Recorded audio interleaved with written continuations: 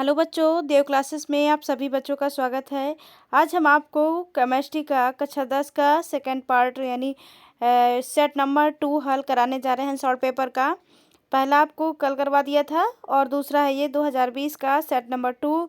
Code है NK विज्ञान कक्षा 10। जो खंड खा में आपके दिए होता है प्रश्न पेपर में, वो रसायन विज्ञान, और खंड का में भौतिक विज्ञान और खंड गा में जीव विज्ञान। तो खंड खा के भौतिक विज्ञान के दोनों सेट हो चुके हैं। अभी खंड खा का हम करवाने जा रहे हैं दूसरा नंबर। इसलिए आपको जो बच्चे शॉर्ट पेपर नहीं खरीदे उसमें खरीदने की कोई ज़रूरत नहीं है। इसमें क्वेश्चन और आंसर दोनों चीज़ें दी होती हैं, इसलिए इसी से सारी चीज़ें उनको उपलब्ध हो जाएंगी। देखिए, इसमें पहला प्रश्न है, निम्नलिखित में से कौन सा तत्व तनु अम्लों के साथ संयोग करके हाइड्रोजन गैस निकालता है।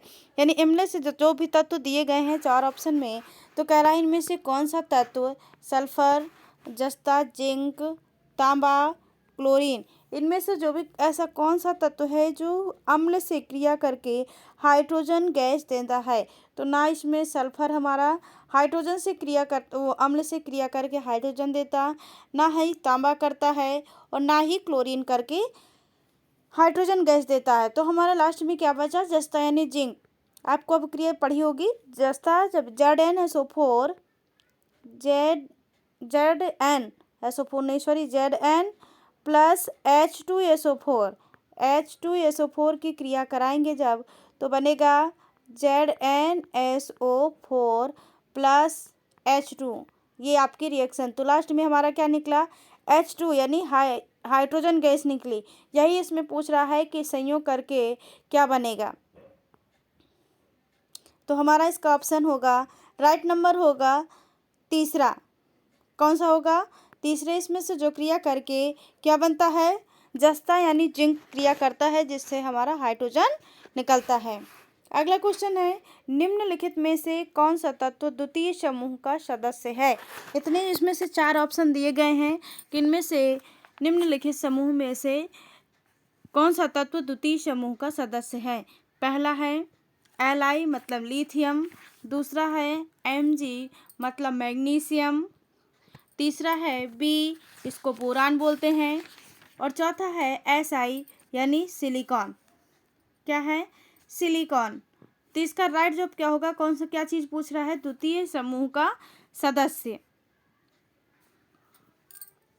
द्वितीय समूह का सदस्य हमारा Mg यानी मैग्नीशियम होगा। इसमें से द्वितीय समूह का सदस्य क्या है, मैग्नीशियम। ये राइट नंबर आपका होगा दूसरा। अब अगला क्वेश्चन देखते हैं। तीसरा नंबर इसमें पूछा गया है, संतृप्त हाइड्रोकार्बन में नहीं होता है। इसमें पूछा गया है कि संतृप्त हाइड्रोकार्बन में क्या नहीं होता है।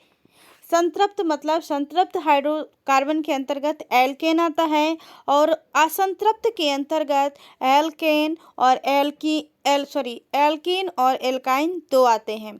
तो यहाँ पे पूछा गया, एल्केन में हमारा एकल बॉन्ड होता है, और एल्कीन में हमारे डबल बॉन्ड होता है, और एल्काइन में हमारे ट्रिपल बॉन्ड होते हैं। तो यहाँ पे क्या पूछा गया है, संतृप्त हाइड्रोकार्बन में नहीं। सबसे पहले इंपॉर्टेंट चीज़ इसमें क्या पूछ रहा है, नहीं होता है। तो इसमें से पहला प्रश्न हमारा पहला नंबर है एकला बंध, ये होता है हमारे संतृप्त हाइड्रोकार्बन में, अभी हमने आपको बताया। दूसरी है चतुष्फलकीय संरचना, यानी कार्बन की जो चतुष्फलकीय संरचना बनती है वो भी एकल बॉन्ड के माध्यम से ही बनती है, तो वो भी हमारे संतृप्त हाइड्रोकार्बन के अंतर्गत आता है। अगला है सी, एकल बॉन्ड सी, आबंध कोण 109 डिग्री सेल्सियस 28 मिनट का। तो यहाँ पे सी, दोनों कार्बन के बीच कौन सा बॉन्ड लगा हुआ है, सिंगल बॉन्ड लगा हुआ है। अगर सिंगल बॉन्ड लगा हुआ है तो इसका मतलब ये भी संतृप्त हाइड्रोकार्बन है। अब आया आपका चौथा number, C double bond C, यानी संतृप्त हाइड्रोकार्बन में डबल बॉन्ड नहीं होता है, इसमें सिर्फ सिंगल बॉन्ड होता है। ये संतृप्त हाइड्रोकार्बन आपका होता है किसमें, डबल बॉन्ड होता है उसमें असंतृप्त हाइड्रोकार्बन में होता है, और संतृप्त हाइड्रोकार्बन में होता है सिंगल बॉन्ड। तो इसका राइट आंसर होगा चौथा, सी डबल बॉन्ड सी। अगला क्वेश्चन देखेंगे, ये तो अभी आपके रहे बहुविकल्पी। अब 2-2 नंबर में पूछा गया है। अगला क्वेश्चन देखेंगे, छठवें का काय, अभी 5वें नंबर से बहुविकल्पी स्टार्ट था। छठवें का देखेंगे। छठवें में पूछा गया है निम्नलिखित में से प्रत्येक के दो दो उपयोग लिखिए, यानी दो ऑप्शन दिए गए हैं, इनमें से दोनों के दो दो उपयोग बताने हैं। पहला है धावन सोडा और दूसरा है विरंजक चूर्ण। इन दोनों के हमको क्या लिखना है, उपयोग लिखना है।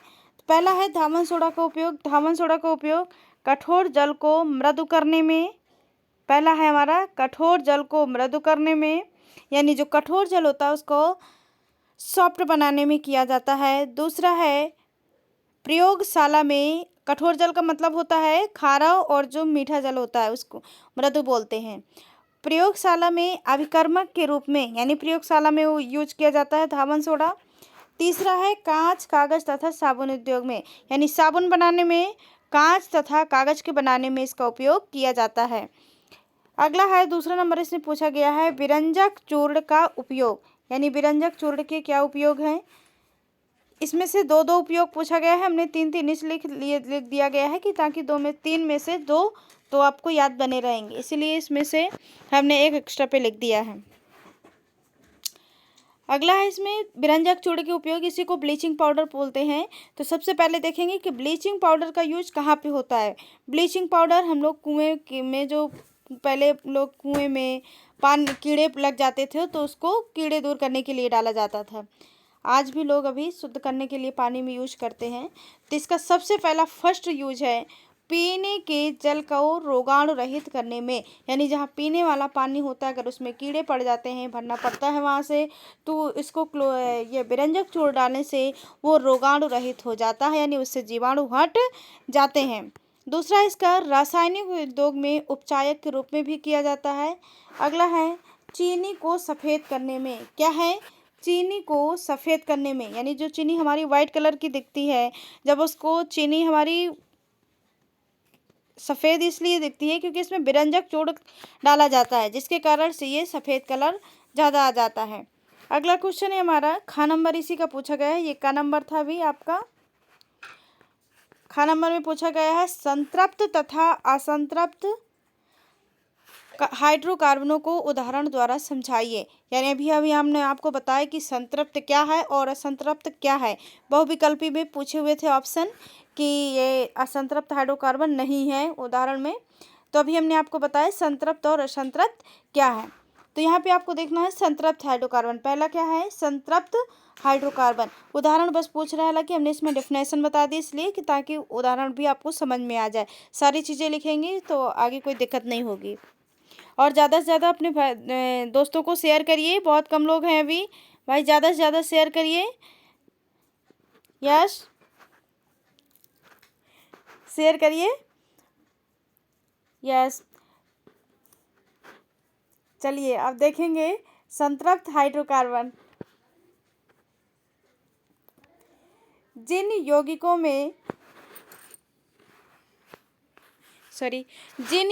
में कार्बन परमाणु आपस में केवल एक आबंध से जुड़े होते हैं, थोड़ा मिस्टेक हो गया, देखिए, जिन यौगिकों में कार्बन परमाणु आपस में केवल एक आबंध से जुड़े होते हैं। अभी हमने आपको बहुविकल्पी में जो प्रश्न पूछा गया था उसमें भी बताया था कि जो बहुविकल्पी प्रश्न में था पूछ रहा था नहीं है, जो एकल बॉन्ड के माध्यम से जुड़े होते हैं वो हमारे संतृप्त हाइड्रोकार्बन होते हैं, और जो डबल बंध और ट्रिपल बंध के माध्यम से जुड़े होते हैं वो हमारे असंतृप्त हाइड्रोकार्बन होते हैं। संतृप्त हाइड्रोकार्बन यानी लिखेंगे इसकी डेफिनेशन, आप अपनी भाषा में आसान से लिख सकते हैं, जिन यौगिकों में कार्बन परमाणु में आपस में केवल एक आबंध से जुड़े होते हैं उन्हें संतृप्त हाइड्रोकार्बन कहते हैं। इनका सामान्य सूत्र इनके अंतर्गत आता है एल्केन। क्या आता है, एल्केन आता है।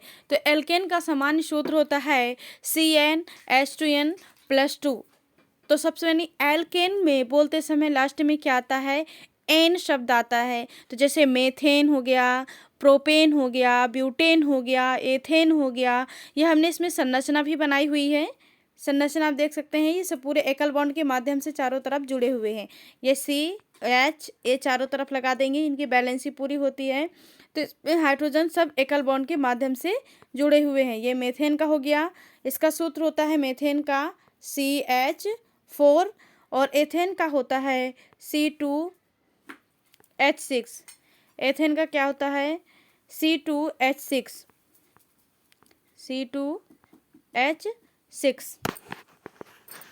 ये एथेन का सूत्र है। अब देखेंगे असंतृप्त हाइड्रोकार्बन क्या है।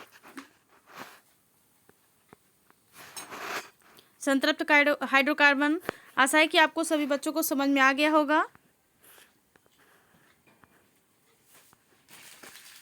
अगला है हमारा असंतृप्त हाइड्रोकार्बन, इसी में पूछा गया है असंतृप्त हाइड्रोकार्बन जिन यौगिकों में कार्बन परमाणु द्वि अथवा त्रिआबंध से जुड़े होते हैं। ये बात हम आपको बहुत देर से समझाते आ रहे हैं, बहुविकल्पी में भी बताया था, फिर से बता रहे हैं कि जिन यौगिकों में कार्बन परमाणु द्विबंध यानी डबल बॉन्ड या ट्रिपल बॉन्ड के माध्यम से जुड़े होते हैं, वो यौगिक हमारे असंतृप्त हाइड्रोकार्बन कहलाते हैं। इसके अंतर्गत एल्कीन और एल्काइन आते हैं, और हमारा असंतृप्त के अंतर्गत एल्केन आते हैं, और असंतृप्त के अंतर्गत एल्कीन और एल्काइन आते हैं। इनका सामान्य सूत्र होता है CnH2n। कई बार एक नंबर में, ये मोस्ट इंपॉर्टेंट चीज़ बताया है यहाँ पे, कई बार एक नंबर में पूछ लेता है कि असंतृप्त हाइड्रोकार्बन का सूत्र क्या होता है और एल्कीन का सूत्र क्या होता है। तो ये लिखा हुआ है, हमने लिखा CnH2n। इनके ये एथिलीन देखिए डबल बॉन्ड के माध्यम से जुड़ा हुआ है। ये एथिलीन का सूत्र होता है C2H4। ये एथिलीन का होता है, ये होता है एल्कीन श्रेणी का सदस्य है। और ये C2H2, इसमें ट्रिपल बॉन्ड लगे हैं। जैसे जैसे बॉन्ड की संख्या बढ़ेगी वैसे हाइड्रोजन की संख्या हमारी घटती जाती है। इसमें डबल बॉन्ड लगा हुआ है तो नीचे के हाइड्रोजन हटा देंगे, अगर इसमें ट्रिपल बॉन्ड लगा है तो ऊपर हाइड्रोजन और नीचे हाइड्रोजन दोनों हटा देंगे। जो अभी पीछे लगाया था संतृप्त हाइड्रोकार्बन में, तो यहाँ पे नहीं लगाएंगे। अगर डबल बॉन्ड लगा देंगे तो ये नीचे नहीं लगाएंगे, ट्रिपल बॉन्ड लगा देंगे तो ऊपर नीचे दोनों जगह नहीं लगाएंगे। एसिटिलीन हमारा होता है एल्काइन श्रेणी का सदस्य, और इसका IUPAC नाम होता है एथाइन। 2 कार्बन है, 2 कार्बन वाला क्या होता है हमारा एथ, और ये एल्काइन का है तो इसका नाम हो जाएगा एथाइन। नोट कर लीजिए, शेयर करिए, ज़्यादा से ज़्यादा शेयर करिए, बहुत कम बच्चे देख रहे हैं अभी। चलिए अगला क्वेश्चन देखते हैं। अगला ग नंबर, इसमें पूछा गया है अल्कोहल एवं अम्ल के माध्यम की अभिक्रिया क्या कहलाती है। यानी अल्कोहल और अम्ल में जब आपस में क्रिया कराते हैं तो वह अभिक्रिया आपस की क्या कहलाती है। इसको बोलते हैं एस्टरीकरण। शॉर्ट में इसको क्या कहते हैं, एस्टरीकरण। अल्कोहल को जब हम अम्लों से अभिक्रिया कराते हैं तो क्योंकि एस्टर बनता है, इसलिए इसको हम एस्टरीकरण कहते हैं। कारण भी जैसे पूछ लिया क्यों कहते हैं इसको एस्टर, यानी एस्टर होता है ये एथिल एसीटेट। एथिल एसीटेट को ही एस्टर बोलते हैं। एस्टर प्राप्त होता है इसलिए इसको एस्टरीकरण कहते हैं। लेकिन एस्टर कैसे बनता है देखिए, एस्टर एवं अल्कोहल की अभिक्रिया से बनते हैं एथेनोइक अम्ल। यानी एथेनोइक अम्ल जब किसी उत्प्रेरक की उपस्थिति में, एथेनोइक अम्ल जब किसी उत्प्रेरक की उपस्थिति में शुद्ध एथेनॉल से अभिक्रिया करता है तब एस्टर बनता है। क्या बनता है एस्टर, जब एथेनोइक अम्ल एथेनॉल से अभिक्रिया करेगा यानी एथिल अल्कोहल से तो एस्टर बनेगा। इस क्रिया को एस्टरीकरण कहते हैं। यानी अम्ल के माध्यम की क्रिया को अल्कोहल एवं अम्ल के माध्यम की क्रिया को हम एस्टरीकरण कहते हैं। जैसा कि ये CH3COOH हमारा अम्ल है और ये हमारा C2H5OH हमारा अल्कोहल है। तो जब ये अम्ल और ये अल्कोहल क्रिया करते हैं तो एस्टर प्राप्त होता है, या इसी को हम एथिल एसीटेट भी बोलते हैं, और जल बनता है। तो यह क्रिया हमारी क्या कहलाती है, एस्टरीकरण। इसीलिए जब अल्कोहल एवं अम्ल के माध्यम की क्रिया एस्टरीकरण कहलाती है। और इसका ये रहा आपका समीकरण, एसिटिक अम्ल एथिल अल्कोहल से क्रिया करता है तो एस्टर या एथिल एसीटेट बनता है और लास्ट में प्लस जल निकलता है। अगला क्वेश्चन है हमारा 7वां नंबर, 7वें में पूछा गया है।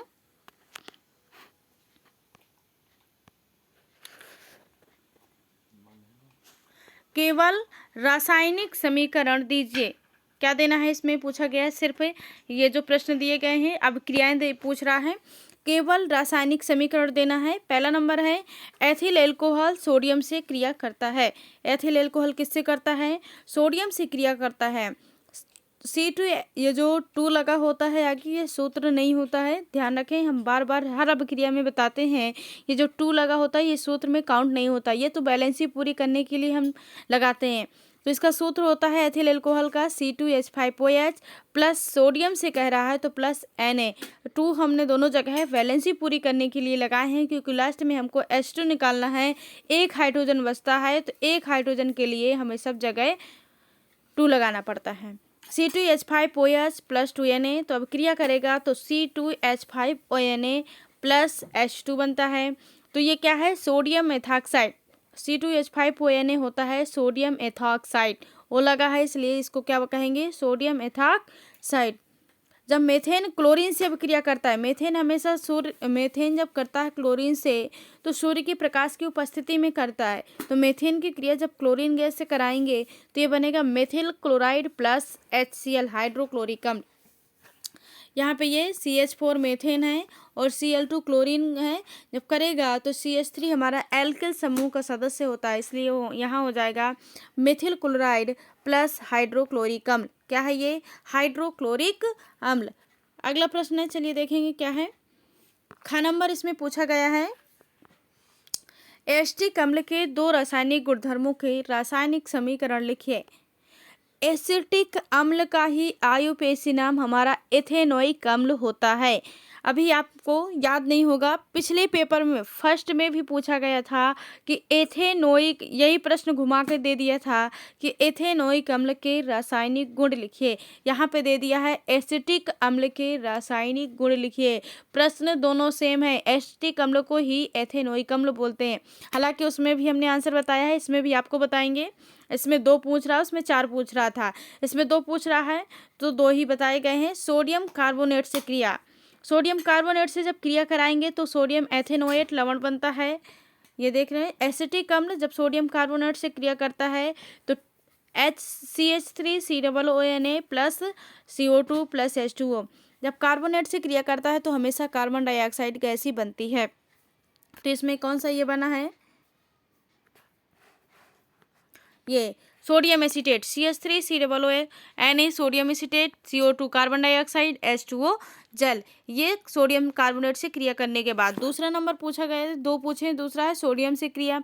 जब सोडियम से क्रिया कराएंगे, एसिटिक अम्ल सोडियम से क्रिया करके सोडियम एथेनोएट और H2 बनाता है। इसमें भी सोडियम एथेनोएट और या सोडियम एसीटेट बनता है। जब एसिटिक अम्ल सोडियम से क्रिया करता है तो ये क्या बन रहा है हमारा? CH3COOH प्लस 2Na, तो यहाँ बनेगा CH3COONA प्लस H2। सॉरी, यहाँ पे मिस्टेक है प्रिंटिंग, यहाँ पे 2 होगा, ये 2 लगेगा। अब क्रिया थोड़ी मिस्टेक हो गई है तो यहाँ पे आगे 2 लगेगा, क्योंकि CH3COO दोनों 2 बार हैं और सोडियम भी हमारा क्या है? डबल है, इसलिए यहाँ पे भी आगे 2 लगाएंगे तब पूरी होती है। और ये H2 इसके बाद राइट है। तो ये 2 आपके रहे रासायनिक गुण। अब अगला क्वेश्चन देखेंगे क्या है, 8वां नंबर का। 8वें के काम में पूछा गया है, ये सबसे लॉन्ग क्वेश्चन होता है, ये 7 नंबर में आते हैं। इसमें 7 नंबर में तो एक प्रश्न दे देता है, या तो फिर उसके अंतर्गत 4 टिप्पणियां लिखने के लिए दे देता है। इसमें 8वें में पूछा गया है, का नंबर है आधुनिक आवर्त नियम लिखिए। आधुनिक आवर्त नियम क्या है? तत्वों के भौतिक तथा रासायनिक गुणधर्म उनके परमाणु क्रमांकों के आवर्ती फलन होते हैं। वो छोटा सा आंसर है इसका। तत्व जो पाए जाते हैं उनके भौतिक और रासायनिक गुण उनके परमाणु क्रमांकों के आवर्ती फलन होते हैं। किसके फलन होते हैं? परमाणु क्रमांक। इसमें मेंडलीफ के नियम में और आधुनिक आवर्त नियम में थोड़ा सा डिफरेंस है।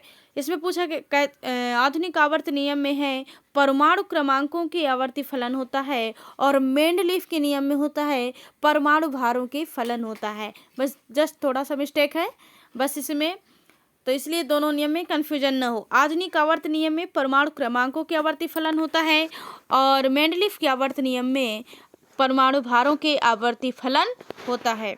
अगला क्वेश्चन है इसमें, भर्जन से आप क्या समझते हैं, उदाहरण से समझाइए। भर्जन क्रिया, भर्जन सांद्र अयस्क को वायु की उपस्थिति में भर्जन और निस्तापन ये दोनों एक दूसरे के अपोजिट क्रिया हैं। अभी इसी में आगे क्वेश्चन निस्तापन का पूछा गया है, तो हम पहले से बता रहे हैं इसमें भर्जन और निस्तापन दोनों एक दूसरे के अपोजिट हैं। भर्जन क्रिया जो वायु की उपस्थिति में होती है और निस्तापन क्रिया वायु की अनुपस्थिति में होती है। भर्जन में वायु की ऑक्सीजन की जरूरत पड़ती है और निस्तापन में ऑक्सीजन की जरूरत नहीं पड़ती है। इसमें देखेंगे सांद्र अयस्क को वायु की उपस्थिति में उसके गलनांक से कम ताप पर गर्म करना, यानी उसका जो गलनांक होता है उससे कम ताप पर गर्म करना भर्जन कहलाता है। इस क्रिया में सल्फाइड अयस्क को आंशिक रूप से या फिर पूर्ण रूप से ऑक्साइड में परिवर्तित किया जाता है। किसमें? ऑक्साइड में। अभी आप देखेंगे ये जब क्रिया कराएंगे तो ऑक्साइड में ही परिवर्तित होता है, क्योंकि ऑक्सीजन से क्रिया करेगा तो ऑक्साइड में ही तो परिवर्तित होगा। S+O2 तो क्या बनेगा? ऑक्साइड में परिवर्तित हो गया, सल्फर डाइऑक्साइड बन गया, ऑक्साइड में परिवर्तित हो गया। ZnS+3O2 जब जिंक सल्फाइड ऑक्सीजन से क्रिया करता है तो फिर ये बन जाता है जिंक ऑक्साइड और सल्फर डाइऑक्साइड, यानी ये भी फिर किस में परिवर्तित हो गया? ऑक्साइड में परिवर्तित हो गया। अगला देखेंगे कौन सा क्वेश्चन है। अब गा नंबर इसमें पूछा गया है, खाने के सोडे की बनाने की विधि बताइए। खाने का सोडा जो होता है बेकिंग पाउडर, इसको बेकिंग पाउडर भी बोलते हैं, बेकिंग सोडा, इसकी बनाने की विधि पूछी गई है गा नंबर में। सोडियम बाइकार्बोनेट को, यानी इसी को इसका रासायनिक नाम होता है खाने के सोडा का सोडियम बाइकार्बोनेट। तो सोडियम बाइकार्बोनेट को सोडियम कार्बोनेट से जलीय विलयन में CO2 गैस प्रवाहित करके बनाया जाता है। यह है Na2CO3 sodium carbonate. Sodium carbonate जब क्रिया करता है कार्बन डाइऑक्साइड और जल से तो क्या बनेगा? ये हमारा आपका रहा बेकिंग सोडा 2NaCO3, इसको बोलते हैं सोडियम बाइकार्बोनेट। यह है बेकिंग सोडा का सूत्र। अगला प्रश्न क्या पूछा गया है? घ नंबर इसमें पूछा गया है, pH मूल्य से आप क्या समझते हैं? pH मूल्य से आप क्या समझते हैं? pH मूल्य बराबर 8 वाले विलेन की प्रकृति क्या होगी? ये हमने अभी पिछले सेट में भी बताया था कि जिसका 0 से 7 तक pH मान अम्लीय होते हैं और जिसका 7 है वो उदासीन होता है और जो 7 से अधिक होता है वो क्या होता है? क्षारीय होता है। यहाँ पे कितना दिया गया है? 8 दिया गया है। तो ये हमारा क्या होगा? 7 से अधिक है तो 7 से अधिक वाला होता है क्षारीय। प्रकृति इसकी कैसी होगी? क्षारीय होगी। और pH मूल्य या pH मान इसी को कहते हैं। pH मान किसे कहते हैं? किसी विलयन में उपस्थित हाइड्रोजन आयनों के, किसी भी विलयन में उपस्थित हाइड्रोजन आयनों के मोल या लीटर में सांद्रण के ऋणात्मक लघुगणक को विलयन का pH मान कहते हैं। pH मान है जो ये लघुगणक उसका जो मान दिया होता है उसको क्या कहते हैं? pH मान। 8वें में अब इसके क्वेश्चन देखेंगे। 8वें में पूछा गया है, या तो फिर ये कर सकते हैं या तो फिर 8वें में टिप्पणियाँ पूछी जाती हैं तो ये कर सकते हैं आप। इसमें 8वें में पूछा गया है सबसे पहले कि प्रतिस्थापन अभिक्रिया क्या है? इनमें टिप्पणियाँ लिखनी है। प्रतिस्थापन अभिक्रिया, विस्थापन को ही प्रतिस्थापन अभिक्रिया कहते हैं। वह रासायनिक अभिक्रिया जिसमें किसी यौगिक में उपस्थित, यौगिक का मतलब होता है जब दो तत्व मिले होते हैं और तत्व का मतलब होता है जो एक होता है, वह रासायनिक अभिक्रिया जिसमें किसी यौगिक में उपस्थित परमाणु या मूलक, यौगिक में क्या होता है उपस्थित? परमाणु यानी एक या मूलक किसी अन्य परमाणु द्वारा प्रतिस्थापित हो जाता है, यानी किसी दूसरे में प्रतिस्थापित हो जाता है या विस्थापित हो जाता है, तो वह क्रिया प्रतिस्थापन अभिक्रिया कहलाती है। कौन सी अभिक्रिया कहलाती है? प्रतिस्थापन अभिक्रिया कहलाती है। इसका एग्जाम्पल देखेंगे, जैसे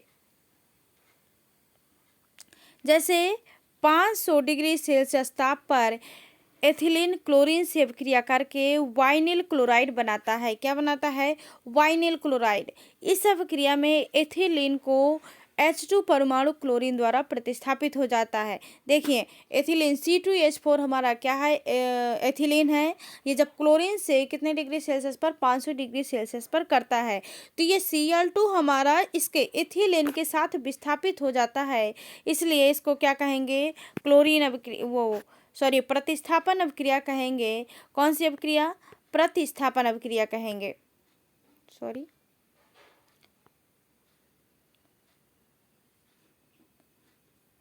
ये रहा आपका। तो जब हम ये एथिलीन से क्रिया करेंगे कि क्लोरीन, तो ये वाइनिल क्लोराइड बनता है। वाइनिल क्लोराइड का सूत्र होता है C2H3Cl प्लस HCl होता है, ये हमारा आपका हाइड्रोक्लोरिक अम्ल। अगला देखेंगे खा नंबर, इसमें पूछा गया है निस्तापन। निस्तापन क्रिया क्या है, सांद्रित अयस्कों को वायु की अनुपस्थिति में, अभी हमने आपको बताया भी है कि भर्जन और निस्तापन एक दूसरे की अपोजिट है। भर्जन में वायु की उपस्थिति होती है और निस्तापन में वायु की अनुपस्थिति होती है। तो निस्तापन किसे कहते हैं, सांद्रित अयस्क को वायु की अनुपस्थिति में उसके गलनांक से कम ताप पर गर्म करना, उसको उपस्थिति में गलनांक से कम ताप पे गर्म करना, और इसको वायु की अनुपस्थिति में कम ताप पर गर्म करना निस्तापन कहलाता है। यानी अनुपस्थिति कर देंगे तो निस्तापन हो जाएगा और उपस्थिति कर देंगे तो भर्जन हो जाएगा, बस इतना अंतर है इनमें। जैसे जिंक कैलामाइन का निस्तापन करने से जिंक ऑक्साइड बनता है। ZnCO3 जिंक कार्बोनेट होता है, इसी को ही बोलते हैं जिंक कैलामाइन। क्या बोलते हैं, जिंक कैलामाइन। तो जब जिंक कैलामाइन क्रिया करता है तो जिंक ऑक्साइड और CO2 यानी कार्बन डाइऑक्साइड अलग होता है, इसीलिए इसको जिंक कैलामाइन का निस्तापन करना मतलब अलग होने की क्रिया कहते हैं। जैसे ZnCO3, यहाँ पे कार्बन ऑक्सीजन 3 है, एक ऑक्सीजन यहाँ ले गया तो 2 ऑक्सीजन बचे तो बन गया कार्बन डाइऑक्साइड। अगला देखेंगे, इसमें लास्ट क्वेश्चन है। शेयर करें बच्चे, और जो नए हो तो चैनल को सब्सक्राइब जरूर करें और ज़्यादा से ज़्यादा शेयर करें ताकि, और बेल आइकन दबाना ना भूलें ताकि अगला वीडियो आपको तुरंत मिल जाए, आपको ढूंढना नहीं पड़े। अगला देखेंगे, इसमें साबुन तथा अपमार्जक का निर्मलन, ये वही है, साबुनीकरण विधि भी इसी को बोलते हैं। साबुन तथा अपमार्जक क्या है, यह साबुनीकरण, ये साबुन बनाने की विधि क्या है, एक ही चीज़ है। निर्मलन देखेंगे क्या है, उच्च वसीय अम्लों के वसा से साबुन प्राप्त होती है। किससे प्राप्त होती है, वसा से। उच्च वसीय अम्लों के सोडियम एवं पोटेशियम लवण, क्या है, सोडियम एवं पोटेशियम लवण साबुन कहलाते हैं। जिसमें सोडियम और पोटेशियम लवण की मात्रा पाई जाती है वो क्या कहलाते हैं, साबुन। साबुन मृदु जल के साथ अधिक तथा कठोर जल के साथ कम झाग देते हैं। ये तो आप सब यूज करती होंगी। जो अच्छा पानी होता है उसमें ज़्यादा झाग उत्पन्न होती है, मतलब फेना उत्पन्न होता है, और जो कठोर पानी होता है यानी खारा पानी होता है उसमें कम झाग उत्पन्न होती है। क्यों, उसी के बताया गया है इसमें। तो कम झाग देता है, कठोर जल के साथ कम देता है और उसके साथ मृदु जल के साथ अधिक देता है, क्योंकि इसमें कास्टिक सोडा की मात्रा अधिक पाई जाती है, जिसके कारण से कठोर जल में भी पाई जाती है। NaCl की मात्रा अधिक होती है, कठोर जल में NaCl की मात्रा अधिक होती है और साबुन में कास्टिक सोडा की मात्रा अधिक होती है, जिसके कारण से वो आपस में क्रिया नहीं कर पाते हैं और उससे झाग उत्पन्न नहीं होता है। देखेंगे इसमें आगे क्या पूछ रहा है, साबुन वसाओं को NaOH तथा KOH के साथ गर्म करने पर बनते हैं और साबुन बनाने की क्रिया को साबुनीकरण कहते हैं। साबुन बनाने की क्रिया को साबुनीकरण कहते हैं। जैसे ये लिखा है CH2OCOR, R का मतलब होता है यहाँ पे एल्किल समूह लगाएंगे, CH3 है या तो C2H5 है या तो फिर एथिल प्रोपिल ब्यूटिल कुछ भी लगा सकते हैं। यहाँ पे R का मतलब होता है यहाँ एल्किल समूह लगाना, या तो जैसे OCO लिखा है तो इसको आप ऐसे लिख सकते हैं CH2 COO C2H5 CHCOO CH3, इस प्रकार से भी यहाँ पे लिखा जा सकता है, लेकिन ये भी तरीका सही है और आप इस तरीके से भी लिख सकते हैं। तो जब ये कास्टिक सोडा के साथ क्रिया करेगा तो क्या बनेगा, हमारा ये ग्लिसरॉल प्राप्त होता है, CH2OH CHOH CH2OH और +3 क्यों लगाया गया है, क्योंकि ये 3 बार R आपका है तो 3R 3 बार COO है तो CO, और यहाँ पे 3 बार Na लिया गया है तो यहाँ पे Na हो गया। आगे 3 लगा दिया तो ये सारी संख्याएं हो गई, और OH 3 बार है तो ये इधर OH आ गया 3 बार, और जैसे ये रखा है CH2 CH CH2 तो ये आपकी क्रिया हो गई। ग्लिसरॉल बनता है और साबुन बनता है। ठीक है, आज का वीडियो यहीं समाप्त होता है। अब अगला कल डालेंगे, और ज़्यादा से ज़्यादा दोस्त शेयर करें और सब्सक्राइब करें।